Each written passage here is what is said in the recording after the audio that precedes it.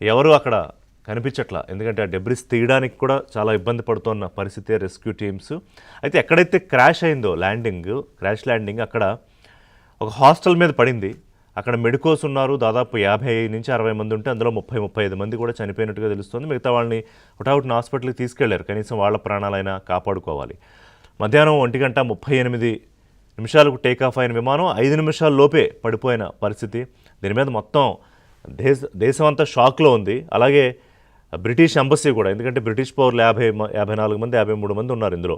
వాళ్ళు కూడా హై అలర్ట్లో ఉన్నారు. ఎప్పటికప్పుడు కమ్యూనికేట్ చేస్తున్నారు ఇండియాతో. అప్డేట్స్ తీసుకుందాం. ఒక చిన్న బ్రేక్ తీసుకుందాం. బ్రేక్ తర్వాత అప్డేట్స్ కొనసాగుతాయి. Stay tuned.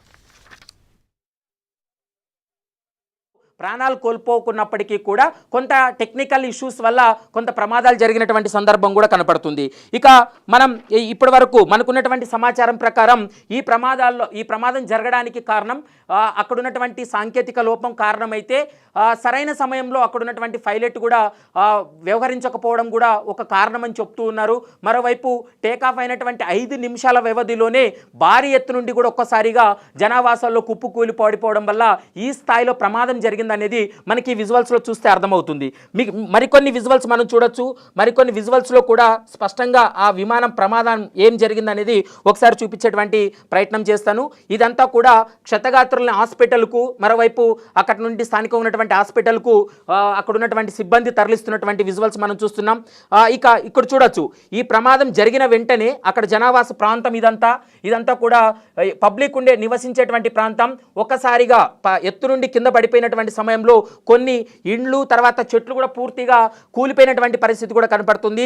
ఈ ప్రమాదంలో కూడా అక్కడున్నటువంటి స్థానికులు కూడా కొంతమంది ప్రాణాలు కోల్పోయారనేటువంటి సమాచారం అందుతుంది. ఆ అంశానికి సంబంధించి ఇంకా అధికారులు నిర్ధారించాల్సినటువంటి అవసరం ఉంటుంది. ఎందుకంటే దాంట్లో ప్రయాణించేటువంటి 242 మంది వారి పరిస్థితి ఏ విధంగా ఉందనేది మనమే ఈ ప్రమాదం చూస్తే ఒక అంచనాకు రావచ్చు. చూడొచ్చు. మనం ఇక్కడ ఎయిర్పోర్ట్ నుండి పైకి వెళ్ళినటువంటి సమయంలో కొద్ది నిమిషాల వ్యవధిలోనే ఈ ప్రమాదం జరిగింది. కాబట్టి ఈ ప్రమాదానికి సంబంధించినటువంటి వీడియో కూడా మనం చూస్తున్నాం. భారీ ఎత్తున దట్టమైనటువంటి పొగలు, మరోవైపు మంటలు కూడా వ్యాపించడంతో పూర్తిగా ఈ మంటల్లో విమానం పూర్తిగా కాలి బూడిదైనటువంటి పరిస్థితి కనపడుతుంది. అందులో ప్రయాణించేటువంటి వారు కూడా ప్రాణాలు కోల్పోయినట్లు మనకు సమాచారం అందుతుంది.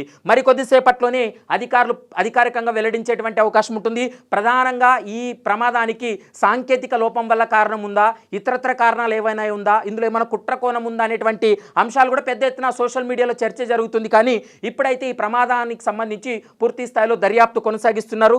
దర్యాప్తుకు అయితే మాత్రం కొంత సమయం పట్టేటువంటి అవకాశం అయితే కనపడుతుంది. ఎవరైతే ఈ ప్రమాదంలో గాయపడ్డారో వారిని స్థానికంగా ఉన్నటువంటి హాస్పిటల్కు షిఫ్ట్ చేసేటువంటి పనిలో అక్కడ ఉన్నటువంటి భద్రతా సిబ్బంది కావచ్చు, మరోవైపు అగ్నిమాపక శాఖ అధికారులు కూడా పూర్తి స్థాయిలో వారందరినీ తరలించినటువంటి పరిస్థితి. ఈ వీడియో చూస్తే మనకు అర్థమవుతుంది ఏ విధంగా కుప్పకూలిపోయిందనేది. మొదటగా మనకు ఉన్నటువంటి సమాచారం ఒక చెట్టుకు ఢీకొని కింద పడిపోయిందని సమాచారం ఉన్నప్పటికీ కూడా ఈ విజువల్లో చూస్తే, ఈ వీడియో చూస్తే స్పష్టంగా అర్థమవుతుంది ఎక్కడా కూడా దేన్ని ఢీకొట్టలేదు. కేవలం సాంకేతిక లోపంతో ఒక్కసారిగా కింద పడిపోయి పూర్తిగా విమానం కాలి బూడిదైనటువంటి సందర్భం కూడా కనపడుతుంది. పక్కనే ఇల్లు ఉన్నాయి, మరోవైపు చెట్లు కూడా చాలా ఉన్నాయి. కింద పడిపోయిన తర్వాతనే చెట్లు కొన్ని ఢీకొట్టినటువంటి సందర్భం కూడా కనపడుతుంది. వీటికి సంబంధించి కూడా పూర్తి స్థాయిలో దర్యాప్తు కొనసాగుతుందనేది మనకు స్పష్టంగా అర్థమవుతుంది. ఈరోజు ఈ ప్రమాదంలో దాదాపు 217 మంది విమానం కూలిపోతున్న పరిస్థితిని అక్కడ కొంతమంది వీడియో తీశారు. ఏమీ చేయలేని పరిస్థితి. అక్కడ అధికారులే సమాచారం అందుకునేలోపు విమానం కూలిపోయింది. ఆ ప్రమాద ఘటనలో అహ్మదాబాద్లో జరిగిన ఘోర విమాన ప్రమాద ఘటన, అలాగే అరుదైన విమాన ప్రమాద ఘటన. ఎందుకంటే ఎయిర్ ఇండియా ప్రమాదాలు అంతకుముందు జరిగాయి, కానీ ఇంత పెద్ద ప్రమాద ఘటన జరగలేదు. 2020 ఆగస్టు 7న ఎయిర్ ఇండియా ఎక్స్ప్రెస్ 1344IX ప్రమాదంలో 21 మంది చనిపోయారు. ఈ తర్వాత జరిగిన అతిపెద్ద ప్రమాద ఘటన ఇదే. ఓవరాల్గా ప్రపంచవ్యాప్తంగా చూసుకున్నా కూడా ఇది బహుశా రెండవ పెద్దదో మూడవ పెద్దదో అయ్యి